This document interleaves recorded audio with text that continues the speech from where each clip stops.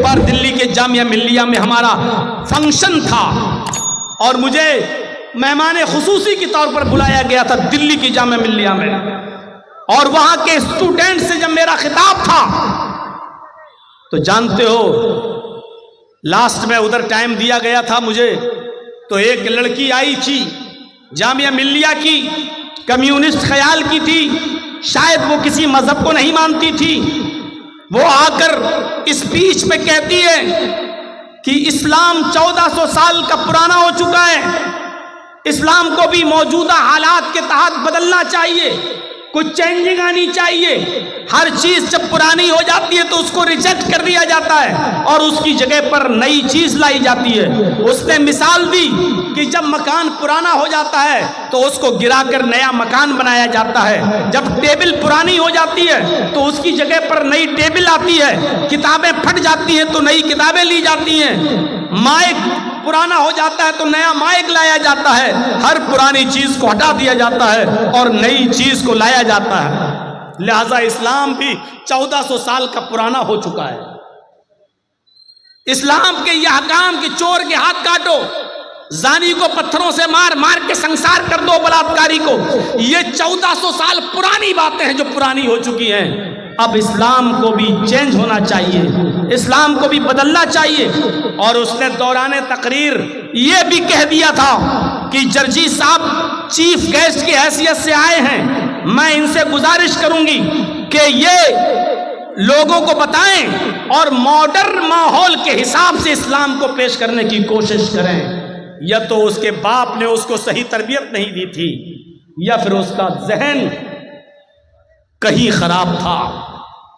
بہرحال اس لڑکی کی تقریر ختم ہوئی، پھر 2-4 لوگ اور بولے، اور لاسٹ میں جب میرا نمبر آیا تو میں نے آدھے گھنٹے کا ٹائم تھا، میں نے 15 منٹ 20 منٹ اور اسکول اور کالج کے بارے میں بولا۔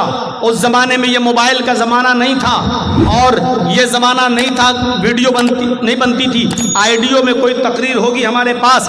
میرے پیارے ساتھیوں، اس زمانے میں پھر لاسٹ کے 10 منٹ کو میں نے لیا، اور لینے کے بعد میں نے کہا کہ ہماری ایک بہن آئی تھی، وہ کہہ رہی تھی کہ اسلام کو بھی بدلنا چاہیے، 1400 سال پرانا ہو چکا ہے۔ ہماری سسٹر کو پتہ نہیں اسلام قدرتی مذہب ہے، اسلام نیچرل ہے، اور قدرتی اور نیچرل چیزیں نہیں بدلتی ہیں، مصنوعی چیزیں، آرٹیفیشل چیزیں بدلی جاتی ہیں، قدرتی چیزوں میں تبدیلی نہیں ہوتی ہے۔ ہماری سسٹر یہ بھول گئی، سڑک آرٹیفیشل ہوتی ہے، پرانی ہو گئی نئی بنے گی، آپ کی ٹیبل آرٹیفیشل ہے، پرانی ہو جائے گی نئی آئے گی، لیکن مجھے ایک بھی کوئی قدرتی چیز ایسی بتائیے، میری بہن مجھے ایک بھی نیچرل چیز ایسی بتائیے جو پرانی اور بدل گئی ہو۔ میں دیکھتا ہوں آم کا پیڑ آم دیتا ہے، امرود کا پیڑ امرود دیتا ہے، انگور کی بیل میں انگور لگتے ہیں، تربوز کی بیل میں تربوز لگتے ہیں۔ میں دیکھتا ہوں یہ طریقہ بہت دنوں سے چلا آ رہا ہے، بہت پرانا ہو چکا ہے۔ میری بہن، کیا آپ اس طریقے کو بدلنے کی بات کرو گی؟ اور کیا اللہ سے کہو گی جو بھی تم کہتی ہو اوپر والے کو، کیا یہ کہو گی ہائے پربھو، ہائے ایشور، ہائے اللہ، یہ بہت پرانی چیزیں ہو گئی کہ آم سے آم، امرود سے امرود، انگور سے انگور پیدا ہوتا تھا، اب آم میں تربوز ہونا چاہیے، انگور میں بیر ہونا چاہیے، اور ایپل کے پیڑ میں اب اورنج ہونا چاہیے۔ اب یہ پرانا ہو چکا ہے، اب کچھ جدت چاہیے اور نئی چیز چاہیے۔ چہرہ دیکھنے لگی، یہ کیا ٹاپک آ گیا؟ سوچ رہی تھی کہ مولانا کہیں گے کہ ہاں اسلام کو بھی موجودہ دور کے حالات بدلنا چاہیے۔ میں نے اس کو ایک ایسی مثال دی جس پہ ساری پبلک ہنس دی۔ میں نے کہا سسٹر، قدرتی چیزیں کبھی نہیں بدلی، سورج پورب سے نکلتا ہے ایسٹ سے، پشچم میں ویسٹ میں ڈوب جاتا ہے، یہ طریقہ بھی بہت پرانا ہو چکا ہے، یہ تو اسلام سے بھی زیادہ پرانا ہے، یہ تو جس دن سے سورج کی تخلیق ہوئی اسی وقت سے ایسا ہو رہا ہے۔ میں کہتا ہوں کہ یہ بھی پرانا ہو گیا. اب کیا آپ کی عقل یہ کہتی ہے کہ اب سورج کو ایسٹ کے بجائے ویسٹ سے یا نارتھ سے یا ساؤتھ سے نکلنا چاہیے؟ آپ کیا اس طریقے کو بدل سکتی ہیں؟ صرف دیکھے جا رہی ہے کہ بات کیا ہو رہی ہے. میں نے اس کو لاسٹ میں یہاں گھسیٹا. میں نے کہا سسٹر یہ طریقہ بھی بہت پرانا ہو گیا ہے.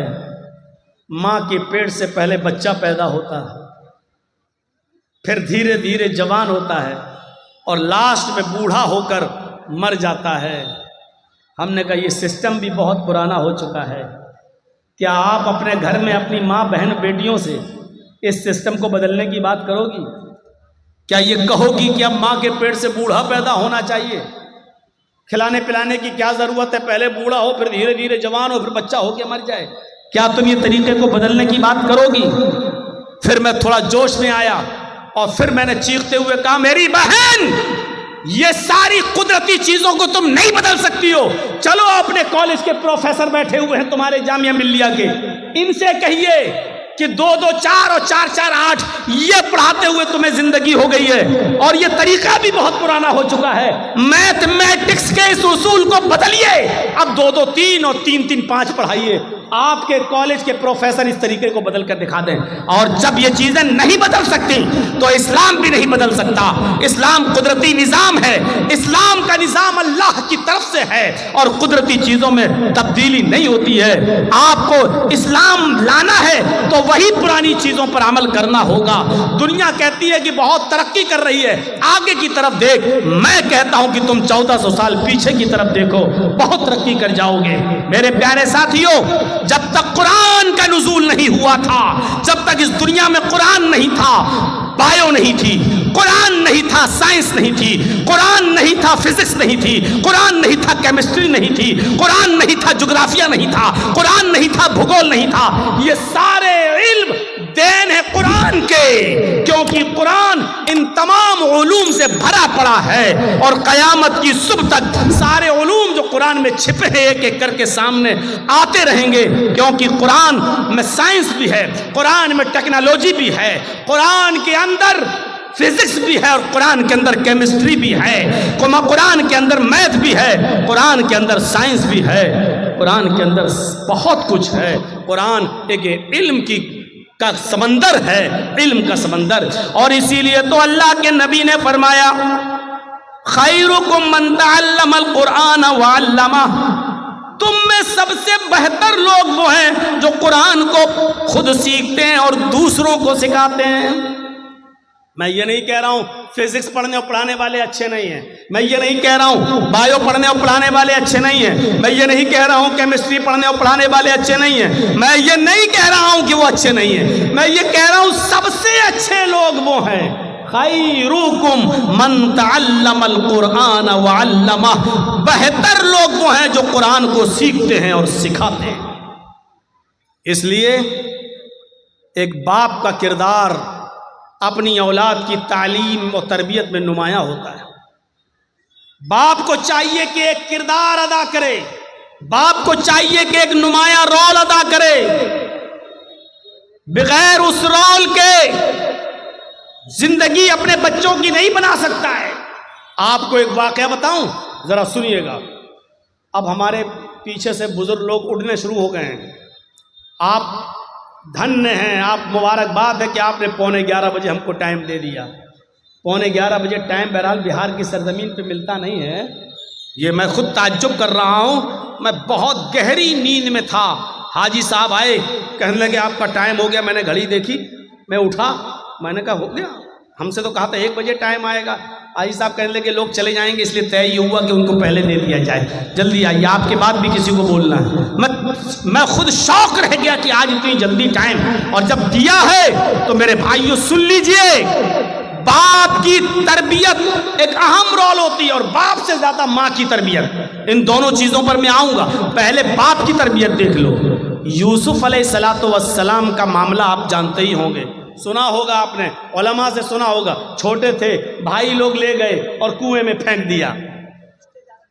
اپنے باپ کے پاس آئے سارے بچے اور روتے ہوئے کیا کہنے لگے؟ یا ابانا انا ذهبنا نستبق وترکنا یوسف عند متاعنا فاکلہ الذئب، اے میرے ابو جان، ہم یوسف کو اپنے ساتھ لے گئے، اپنے سامان کے پاس یوسف کو بٹھا دیا اور کہا کہ تم اس سامان کی دیکھ ریکھ کرنا۔ ہم لوگ کھیل کود میں لگ گئے اور یوسف کو بھیڑیا کھا گیا۔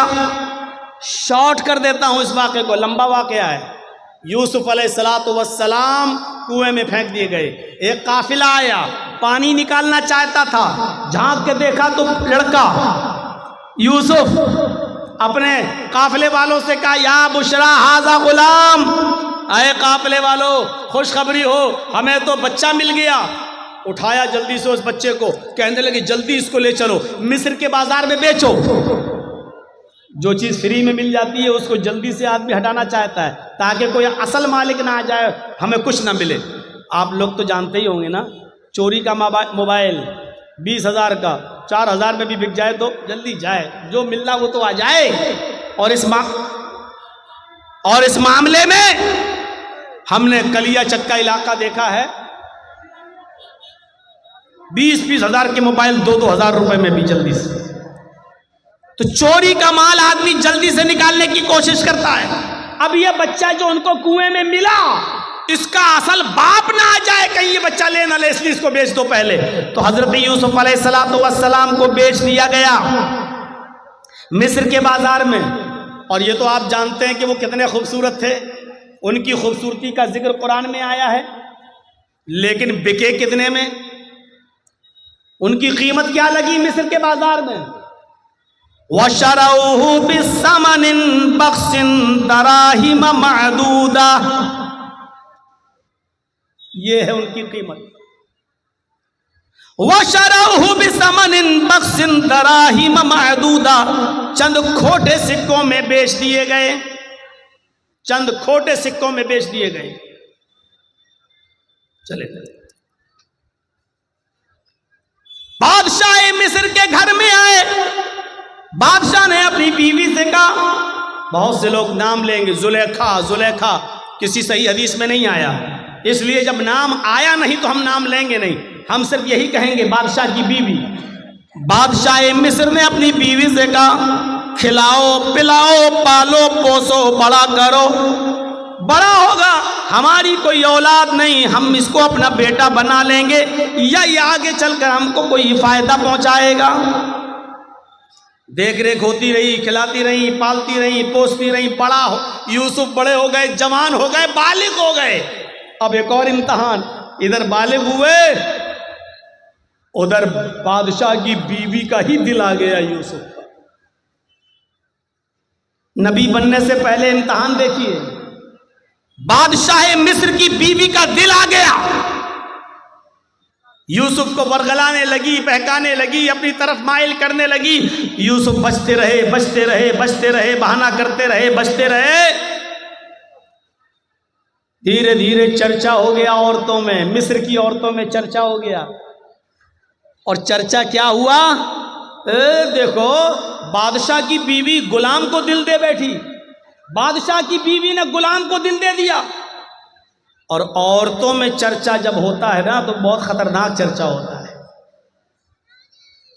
کوئی بات آپ کو جلدی سے پورے علاقے میں پھیلانا ہو تو 2-4 عورتوں کو بتا دو، شام نہیں ہوگی پھیل جائے گی۔ عورتوں میں چرچے بہت جلدی ہوتے ہیں۔ وہ ایک واقعہ سنا ہے، ایک آدمی دیکھنا چاہتا تھا کہ میری بیوی کا پیٹ کتنا مضبوط ہے، اس کا ہاضمہ کیسا ہے، اس کوئی بات اپنے دل میں رکھ پاتی ہے، سنبھال کر کے نہیں رکھ پاتی۔ ایک دن گیا اور تربوز کاٹ کے لایا اور تربوز کو دوپٹے سے ڈھک دیا۔ تربوز لال رنگ کا تھا، اس نے دوپٹے سے تربوز کو ڈھک دیا اور لال رنگ نے اس دوپٹے کو لال کر دیا، اور ایسے لے کر وہ اپنے گھر میں گھسا۔ اس کی بیوی نے کہا یہ کیا ہے؟ اس نے کہا چپ چپ چپ چل رک۔ وہ گیا اور الماری میں اس نے تربوز رکھ دیا، کٹا ہوا تربوز۔ بیوی نے کہا دے کیا ہے اس میں، دکھاؤ مجھے کیا ہے، کیا لے کے آئے ہو؟ اس نے کہا دیکھو تم میری بیوی ہو، تمہیں ہم صحیح سے بتا دیتے، بیوی سے کوئی بات چھپانی نہیں چاہیے۔ ایک آدمی سے لڑائی ہو گئی تھی میری، میں نے اس کی گردن کاٹ دی، میں نے اس کا سر قلم کر دیا، اور دن میں ہم اس کے گردن کو پھینک نہیں سکتے، کہیں پولیس پکڑ لے گی، اس لیے رات جب ہو جائے گی تب ہم ندی میں پھینکنے جائیں گے اس کا سر۔ تم چپ رہو، کسی کو بتانا نہیں۔ نہیں نہیں نہیں، میرا آدمی پھنس جائے گا، میں کیوں بتاؤں گی کسی کو؟ نہیں نہیں نہیں، ٹھیک ٹھیک ٹھیک، چلیے۔ 4 بجے کے آس پاس، 3 بجے کے آس پاس دن میں اس نے تربوز رکھا تھا الماری میں، اور مغرب کی اذان ہونے تک پولیس آ گئی اس کے گھر۔ پولیس چھاپا مارا، اس نے کہا اے کہاں جا رہے ہو؟ کہا مجھے پتا چلا ہے کہ تم کسی آدمی کی گردن کاٹ کر لائے ہو۔ گھر کھولو، لیڈیز پولیس بھی تھی ساتھ میں، پورا گھر چھان مارا، الماری کھولنے کی نوبت آئی۔ کہا صاحب میں آپ کو خود ہی بتا دیتا ہوں، میں نے کسی کا سر نہیں کاٹا واٹا ہے، آپ نے میرا پورا گھر چیک کر لیا ہے، اس الماری کو بھی چیک کر لیجئے، میں خود کھول دیتا ہوں۔ الماری کھولی اس آدمی نے، کہا صاحب سر نہیں کاٹا ہے، یہ تربوز کے میں نے 2 ٹکڑے کر دیے تھے، تربوز کو میں نے دوپٹے میں لپیٹ لیا تھا، اور اس تربوز کو میں نے لا کر یہاں رکھ دیا، تربوز لال تھا اس لیے دوپٹہ لال ہو گیا۔ بیوی کو میں نے صرف یہ کہا کہ میں ایک آدمی کا سر کاٹ کے لایا، یہ دیکھنا چاہتا تھا کہ بیوی پر کتنا بھروسہ کیا جائے، یہ عورتیں پیٹ کی کتنی مضبوط ہوتی ہیں، یہ دیکھنا چاہتا تھا۔ سر دیکھ لیا، آج کے بعد یقین آ گیا کہ کوئی بات بھی بیوی تک کو بتانے کے لائق نہیں۔ پولیس والے بھی تربوز دیکھ کے ہنسنے لگے اور کہنے لگے کہ تمہیں آج تجربہ ہوا ہے؟ ہم بھی پولیس میں ہیں، لیکن خاص بات ہم بھی اپنی بیوی کو نہیں بتاتے ہیں۔ مسل مشہور ہے، یہ عورتوں میں چرچا ہو گیا۔ یوسف کو اپنا دل دے بیٹھی بادشاہ کی بیوی، اب اس کی جب بدنامی ہونے لگی چاروں طرف، تو اس نے کہا اچھا عورتوں کی چالیں بڑی خطرناک ہوتی ہیں، جانتے ہو نا؟ اور نہ جانتے ہو تو میں آپ کو بتاؤں، میری ماں بہنیں ناراض ہو رہی ہوں گی، یہ مولوی کیا کہہ رہا ہے، غصہ مت ہوئیے، قرآن نے خود کہا ہے ان کیدکن عظیم، ان عورتوں کی چالیں بہت خطرناک ہوتی ہیں۔ عورتوں کی چال، صرف کھڑے ہو کر اگر 2 آنسو بہا دے تو آپ دیوانے ہو جائیں گے، اوہ کتنا ظلم ہوا ہے بیچاری پر، دیکھو بیچاری کیسے رو رہی ہے، ارے اس کے آنسو ہی میں تو سارے ظلم چھپے ہوئے ہیں۔ کتنی جلدی آدمی، 4 طرف آدمی اور کھڑا ہو، وہ عورت رو دے بیچ میں تو چاروں کو ہمدردی آ جائے گی، بہن روتے نہیں ہیں، ارے نہیں نہیں نہیں، سب اس سے ہمدردی کرنے لگیں گے۔ قرآن کی آیت پر اعتبار کریے، ان کیدکن عظیم، ان عورتوں کی چالیں بڑی خطرناک ہوتی ہیں۔ اب بادشاہ مصر کی بیوی نے چال چلی، ساری عورتوں کی دعوت دے دی، ساری عورتوں کو بٹھا دیا، ایک ایک پھل سب کو سامنے پھل رکھ دیے، ایک ایک چھری دے دی اور کہا جاؤ پھل کھاؤ۔ ساری عورتیں کاٹ کاٹ کے پھل کھانے لگیں۔ ادھر یوسف سے کہا یوسف ان کے سامنے سے گزر جاؤ۔ یوسف علیہ السلام ان عورتوں کے سامنے سے گزرے، ان عورتوں نے جیسے ہی دیکھا یوسف علیہ السلام کے حسن کو، ان کی خوبصورتی کو، ادھر دیکھا ادھر پھل کے بجائے ہاتھوں پر انگلیاں چھریاں چلا دیں، انگلی کٹ رہی ہے اور وہ دیکھتی چلی آ رہی ہیں، انگلی کٹ رہی ہے لیکن دیکھ رہی ہیں، تکلیف نہیں ہو رہی ہے۔ کبھی کبھی آپ بہت تیز ایکسیڈنٹ کر جائیں اور آپ کا سر کسی دیوار سے بہت تیز ٹکرا جائے تو اس وقت آپ کو تکلیف نہیں ہوگی، 15 منٹ کے بعد، 20 منٹ کے بعد، آدھے گھنٹے کے بعد آپ کو درد کی تکلیف ہوگی۔ ایسے ہی یہ عورتیں یوسف کے حسن کو دیکھ کر شستر رہ گئیں، ہاتھوں کی انگلیاں کٹ کٹ کے زمین پر گر رہی ہیں، لیکن ان عورتوں کو تکلیف نہیں ہو رہی ہے۔ اور انگلی کٹی نہیں تھی ایسے چھری چل گئی ہو نا، تھوڑی سی کٹ گئی، نہیں، قطعنا ایدیہن، عربی زبان میں قطع یقطع کے معنی کاٹنا اور قطع یقطع تختی کے معنی ہوتے ٹکڑے ٹکڑے کرنا۔ ان عورتوں نے اپنی انگلیاں کاٹی نہیں تھی بلکہ کٹ کٹ کے گرنے لگی، ٹکڑے ٹکڑے ہونے لگیں. الفاظ کی زیادتی معنی کی زیادتی پر دلالت کرتی ہے. ان عورتوں کی انگلیاں کئی جگہ سے کٹی اور چیخ کر کہنے لگی ما ھذا بشرا، ما ھذا بشر، یہ کوئی انسان ہے ہی نہیں. آئے بادشاہ مصر کی بیوی، تو کس کو دکھا رہی ہے؟ یہ تو انسان لگتا ہی نہیں ہے. ان ھذا الا ملک کریم، یہ تو کوئی بزرگ فرشتہ نظر آتا ہے، یہ تو کوئی فرشتہ دکھائی دیتا ہے، فرشتہ دکھائی دیتا ہے. یعنی ابھی صرف بادشاہ مصر کی بیوی کا دل تھا، اب مصر کی ساری عورتوں کا دل آ گیا. اب ساری چاہنے لگی یوسف میرے ہو جائیں، یوسف ہماری طرف مائل ہو جائیں. اب بادشاہ کی بیوی نے کہا دیکھا تم تانے مارتی ہو نا، اب بتاؤ میرا کیا قصور ہے، بتاؤ میری کیا غلطی ہے؟ جو میں چاہتی ہوں یوسف سے وہی تو تم لوگ بھی چاہ رہی ہو، بتاؤ میرا کیا قصور ہے؟ اور وہی دھمکی دی بادشاہ کی بیوی نے. ذرا دھمکی سنیے. آئے عورتوں، آئے مصر کی، مصر والیوں، اگر اس لڑکے نے، اس جوان نے، اس یوسف نے اگر میرا ارادہ پورا نہیں کیا، میری بات نہیں مانی، اشارہ آپ سمجھ رہے ہوں گے.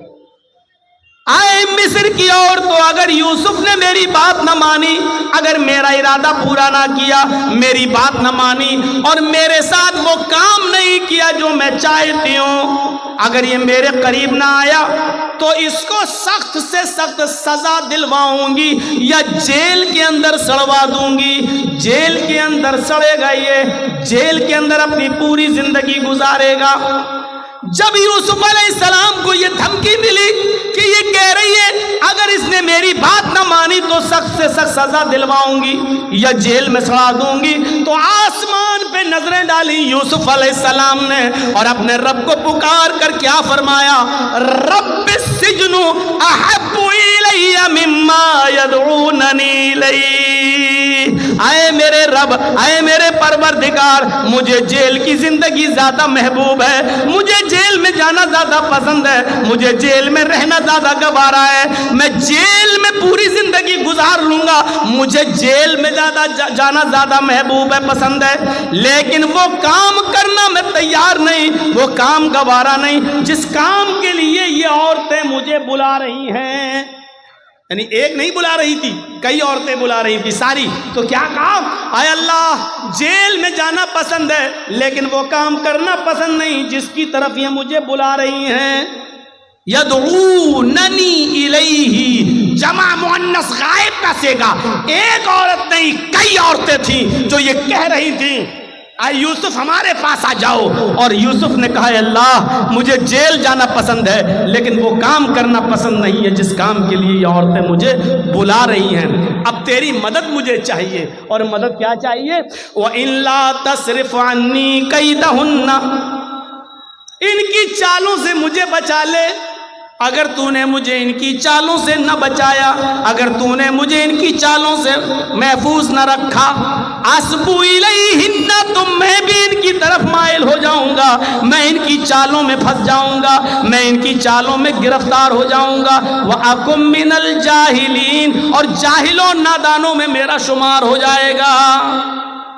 یعنی عورتوں کی چالوں سے بچنے کے لیے یوسف علیہ السلام بھی دعا کر رہے ہیں اللہ سے کہ اللہ، میں جیل میں چلا جاؤں گا یہ پسند ہے لیکن وہ کام کرنا پسند نہیں ہے جس کی طرف یہ مجھے دعوت دے رہی ہیں. ہاں لیکن تو مجھے ان کی چالوں سے بچا لے. پتہ نہیں کون سی چالیں ہیں، پتہ نہیں کیسی کیسی چال یہ استعمال کر کے مجھے اپنی طرف مائل کر لیں. اس لیے میرے پروردگار تو مجھے بچا. اور پھر بھی یوسف علیہ السلام چال سے بچ نہیں سکے. آؤ یوسف، ایک کام ہے. کہ اچھا چلو کام ہے، میں تو خریدا ہوا غلام ہوں ان کا، بات ماننا پڑے گی. آؤ ادھر آؤ. وہ یوسف کو لے گئی، دروازہ بند کر دیا. دوسرے کمرے میں لے گئی، اس کا دروازہ بند کر دیا. ایک اور کمرے میں لے گئی، اس کا دروازہ بند کر دیا. وغلقت الابواب، ایک نہیں کئی دروازے تھے بند کر دیے. اور آخری والے روم میں لے جا کر کہا یوسف آؤ आओ आज तन्हाई है, मौका है, कोई नहीं है, आओ, मैं कब से तुम्हारे बड़े होने का और बालिग होने का इंतजार कर रही थी, आओ, तुम्हारी खूबसूरती और हुस्न ने मुझे तुम्हारा दीवाना कर दिया है, आओ मेरी तरफ आओ। यूसुफ अलैहिस्सलाम ने कहा माज़अल्लाह, अल्लाह की पनाह, क्या इसीलिए तुम मुझे यहाँ लेकर आई हो? वहां से भागते हैं, औरत भी पीछे पीछे भागती है, पहले दरवाजे से भागने में कामयाब हो गए, दूसरे दरवाजे पे पहुंचे, औरत भी पीछे पीछे भाग रही है, दूसरे दरवाजे से निकलने में कामयाब, तीसरे दरवाजे पर पहुंचते हैं, दरवाजा पकड़ के खोल ही रहे हैं कि पीछे से औरत आती है और उनकी कमीज पकड़ के खींचती है, पीछे से कमीज फट जाती है, पीछे से कुर्ता फट जाता है। यूसुफ अलैहिस्सलाम का पीछे से कुर्ता फटता है, सामने का दरवाजा खुलता है, दरवाजा खुलता है तो क्या देखते हैं, उस औरत का शौहर खड़ा है, बादशाह सामने खड़ा है। इस औरत ने फौरन इल्जाम लगाते हुए फरमाया, आए मेरे सरताज, आए मेरे शौहर, जो तुम्हारी बीवी पर गलत नजर डालकर उसके साथ बुरे काम के इरादे से अंदर दाखिल हो जाए, बताओ उसकी सजा क्या होनी चाहिए सिवाय जेल के? मकरो फरेब करके यूसुफ अलैहिस्सलाम को जेल पहुंचा दिया। मुफस्सिरीन का इख्तिलाफ है, किसी ने लिखा 7 साल जेल में रहे, किसी ने लिखा 10 साल जेल में रहे, बहरहाल एक लंबी मुद्दत जेल में काटी। ख्वाब की ताबीर का इल्म दिया गया, इधर मिस्र में कहत पड़ गया, बादशाह बड़ा परेशान, बताया गया ख्वाब की ताबीर के बारे में। ये जेल में एक नौजवान है जो बताता है, बहरहाल बादशाह ने कहा उसको वहां से आजाद करो, जो ख्वाब की ताबीर बताता है वही उसका इंतजाम भी करेगा। और उनको जेल से निकाला गया और मुल्क मिस्र का बादशाह बना दिया गया। जब मुल्क मिस्र का बादशाह बनाए गए, यूसुफ अलैहिस्सलाम मिस्र के बादशाह बन गए, तो यूसुफ अलैहिस्सलाम के पास एक कमीज थी। अब आप गौर करो, छोटे से थे, कुएं में डाले गए, फिर बेचे गए, फिर बड़े हुए, मुख्तलिफ मराहिल से गुजरे, 10 साल 7 साल या 10 साल जेल में रहे, कितने साल वो अपने माँ बाप से दूर रहे। अब जब मिस्र के बादशाह बने तो अपने बाप के पास एक आदमी को भेजा, कुर्ता था अपना, कमीज ये उतारी और दिया कि लो इस कुर्ते को फला फला बस्ती में ले जाओ और याकूब नाम का एक बूढ़ा आदमी तुम्हें मिलेगा, ये कमीज उस बूढ़े आदमी को दे देना, वो पहचान लेगा ये कमीज किसकी है। यूसुफ अलैहिस्सलाम जो चीज़ बताना चाहता हूँ मेरे साथियों वो सुनो, जो चीज़ मैं बताना चाहता हूँ अब सुनो। वो कासिद, वो दूध, वो एलची जब यूसुफ अलैहिस्सलाम की कमीज़ लेकर उनके बाप के पास पहुँचा, कहने लगा मिस्र के बादशाह ने ये कमीज़ आपको दी है और कहा है कि ये कमीज़ देते ही वो मुझे पहचान लेंगे ये कमीज़ किसकी है। बादशाह ने, वो याकूब अलैहिस्सलाम ने ऐसे कमीज़ ली, देखा, आंखें कमज़ोर थीं, निगाहें काम नहीं कर रही थीं, उस कमीज़ को ऐसे नाक पे रख के सूंघा, कहने लगे ये तो यूसुफ की कमीज़ है। आए कासिद, ये तो यूसुफ की कमीज़ है, मैं जानता हूं। अभी ये नहीं बताया कि वो मेरा बेटा है, और उधर यूसुफ ने नहीं बताया कि याकूब मेरे बाप है। ये कमीज़ तो यूसुफ की है। कहा जी, उन्होंने ही लेके भेजा है मुझे। तो याकूब अलैहिस्सलाम ने जो पहला सवाल किया उस सवाल पर गौर करो। अपने बच्चों को पढ़ाते हो ना, सुनो। यूसुफ अलैहिस्सलाम ने जो पहला सवाल किया वो सवाल क्या था?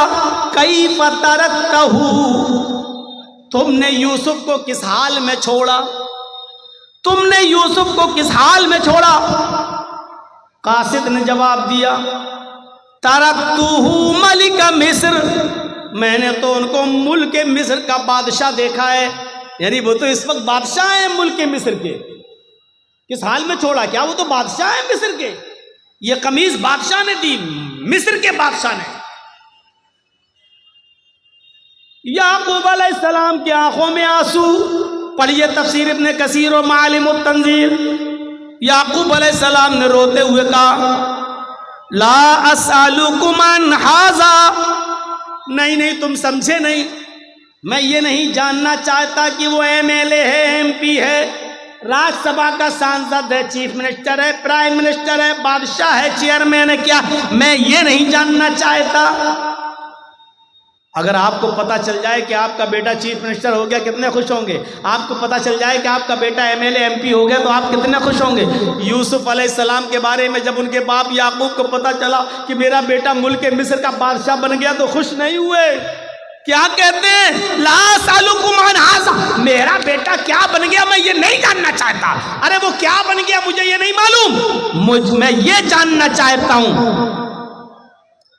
اسألکم